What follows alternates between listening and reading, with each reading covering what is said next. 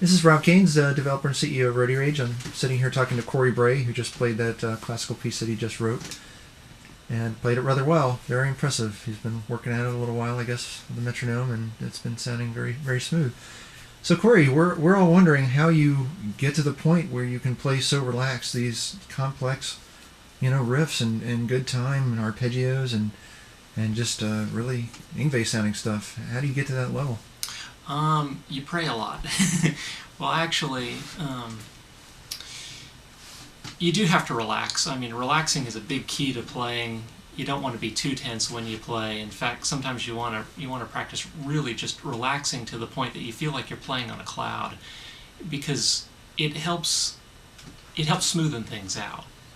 I mean, that's really the big key. Is a lot of times people fight their own muscle tension when they're playing, and you want to get out of that habit because it's a bad habit to develop.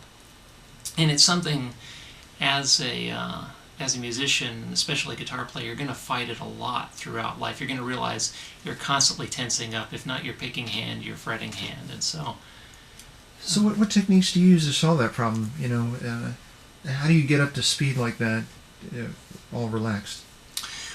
Well, usually I use a metronome and I pace myself very slow. I practice slow and relaxed, just as slow as I can for a while, and then I gradually move up faster and faster, trying to maintain the same technique as I'm increasing the speed on the metronome.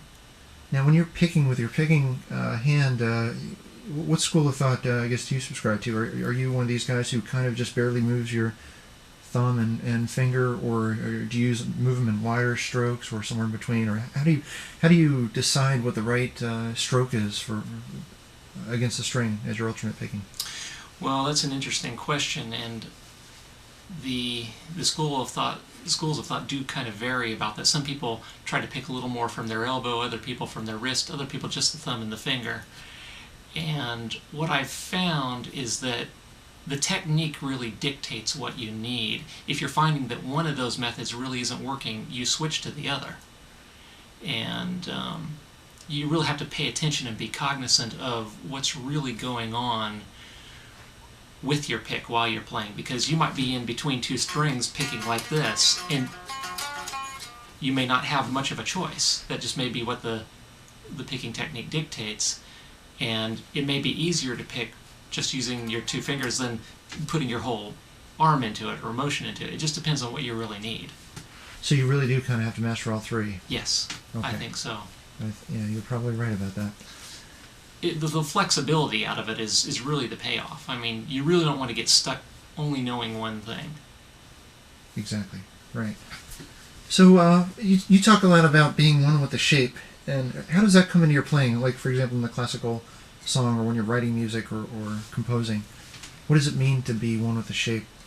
Well, what I mean by that is a lot of people learn a lot of complex theory. They learn scales and chords, and all these structures are just shapes. And when I play, I think of stringing shapes together. So a song in my mind is just one long strung together pattern of shapes. And if I think of it like that, it makes it easier for me to not get lost in the music while I'm playing it. And if I need to improv and I realize, a shape of a chord or a shape of an arpeggio, those come out of scales shapes. And so when I start to relate scale shapes and arpeggio shapes and chord shapes, I can do a lot easier improvisation, I can do a lot easier movement, because I've taken the time to really think of it in terms of shape.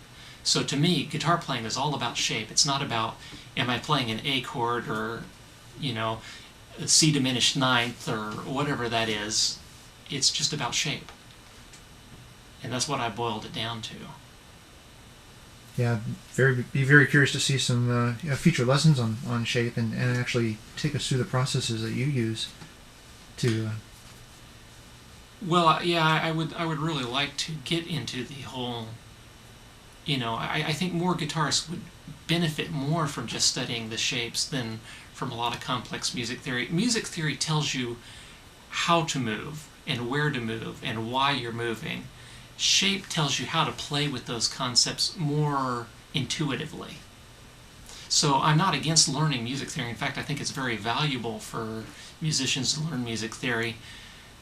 because there's a lot of great things you can gain, like how to pass, how to, what chords belong together, like diatonic theory, and, how they belong in a scale. But ultimately, when you take and you map out a finger pattern and you look at it physically, you just see shape. That's all you see. You don't see, you don't see a diminished ninth or so much. You just see shape, and that's how your brain really remembers it. And so if you use what your brain really remembers, it makes it a lot easier when you're trying to play live, especially. It's more of an associative process of remembering and of Yes. relating things to each other. Interesting. Okay.